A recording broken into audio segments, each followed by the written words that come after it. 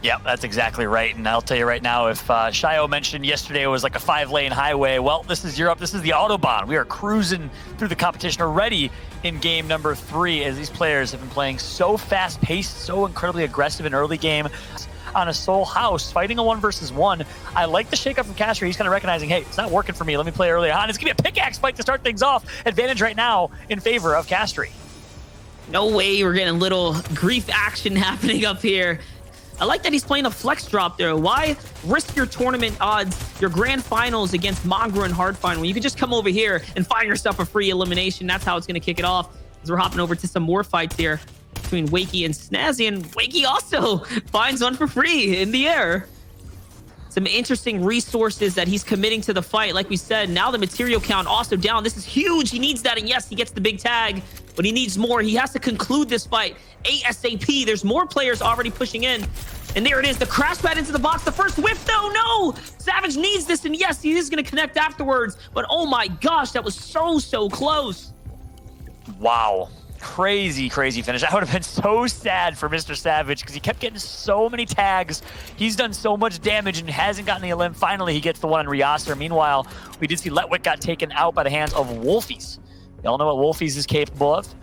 So many people just have one drop spot, and I've always wondered why. Have a few strategies in place. Have a few different opportunities for where you're going to drop. Meanwhile, we're going to jump back on board with Mr. Savage and 1v1 against Steelix. Seeing how close things can get, though, the shots that are going to exchange here, but it's going to be in the favor of Mr. Savage once again. Little moment of opportunity here for Steelix to heal, but no, it's not going to be enough. Savage hops into the box in his second frag in the mid game. Little taunt to go along with it. He's slowly inching his way up to the top. Some materials here he can farm if he wants to on the rotation over. I mean, this is what he does. He commits so much to these battles here, and you can see that it's really eating away at his resource count. It's becoming more and more evident that he's going to have to take one of these fights eventually. And this might be the time to do it here. It's just a matter of choosing who and when, because the zone is continuing to pull further and further away now.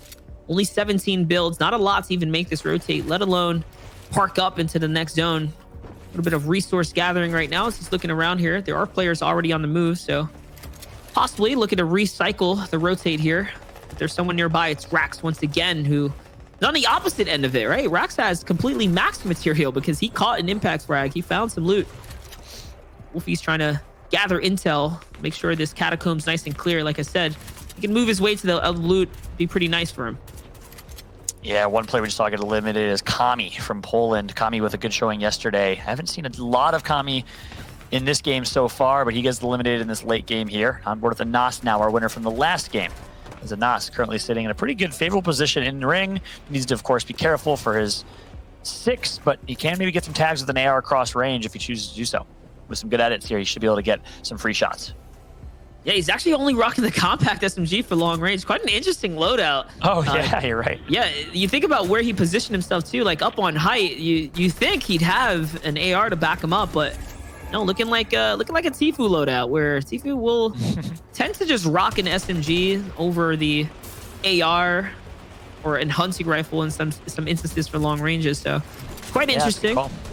Yep. And you think maybe he'd be playing low and mid ground with the SMG with the loadout he has, but instead holding high ground for now at least. One thing to keep in mind, this is a southeast finish. This is our most mountainous area of the map in Season 3, so it is going to be a hilly finish. A lot of natural elevation, a lot of mountains that might make some rotations even more difficult, as Wolfie's going to take out one brilliant elimination coming through on Haijo from Wolfie. Wolfie's not done yet. 4 limbs to his name. He needed a big game. He's gotten it so far. Let's talk about this for a second here. I'm looking at Anas's situation right now. If the zone doesn't favor him, he doesn't have mobility to cut across. He barely has any resources to work with as well here, as he's very far from a cap. This is going to be tough. The replay mode down in the corner, though, is showing you how Rax caught that impact elimination earlier. He was already sitting so strong. Let me give you guys the full picture on how this is all kind of unfolding. And yes, the zone is going to pull all the way across the ravine, across this little ditch here off the side of the mountain. Anas now is panicking here, possibly thinking, what do I do? And, oh my gosh, I'm not sure what he was thinking branching out like that, but it was definitely the wrong idea there. RPG is going to be a destructive factor right now, but too much focus onto him. I don't think it's looking too good for Anas. This is where he loses his lead. Yes, he gets taken out, and now halted at a red light here. Yeah, well played from Tomzy, though, recognizing, hey, opportunity to take a favorable 1 versus 1, get a quick elim, and he got some help from KS1 Light on the side as well. But right there, a nice, tough situation. In this endgame in general, though, materials will be key. So when we switch to players here, keep an eye on their total builds. Tomzy with a ton after getting that elim, but it's going to be important, especially with the elevation, to have builds to make your rotations through. Tomzy makes his rotation, and now he's getting focused by everyone on the map, it seems like.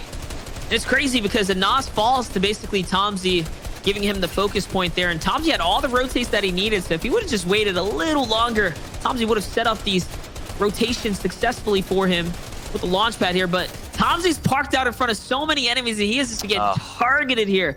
That burns through 500 material because of how much fire rate was coming at his walls there. Not to mention the extra builds or the resources that he had to pour into the heals there. So now Tomzy exhausting most of his bank there. Himself in an interesting situation, but he's not out of the game just yet. Zone 6 going to reveal itself soon in just 6 seconds. It's going to determine whether or not they're going to have to cut across. Saw Bad Sniper fall in the feed there. Bad Sniper had a great game 1. Now getting taken out here. This is game 3, guys.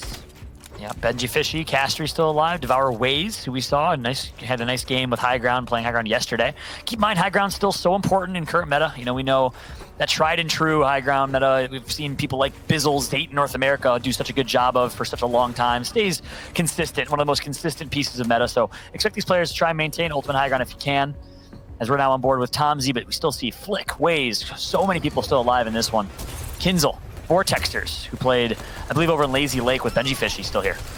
I just love what Tomzy did here. He went straight for high ground, recognizing this is going to be the key moment to possibly find some frags here. He's already connecting with a bunch of shots. Someone else is parked up. It's Mr. Savage. He's looking outwards towards the zone. He's not going to find anything. He is going to need to find some clear air traffic if he wants to hit this pad. Yes, not before taking 2 ticks of storm damage, though. And he's just going to be able to glide his way down to the furthest points of the zone, trying to finagle his way through the cracks there. You see that? He stuck his way right through. And now he's all the way in the front side of the zone. Jumping into Rax's old tournament tunnel builds here. Castry is going to be on the receiving end of the fire shots there.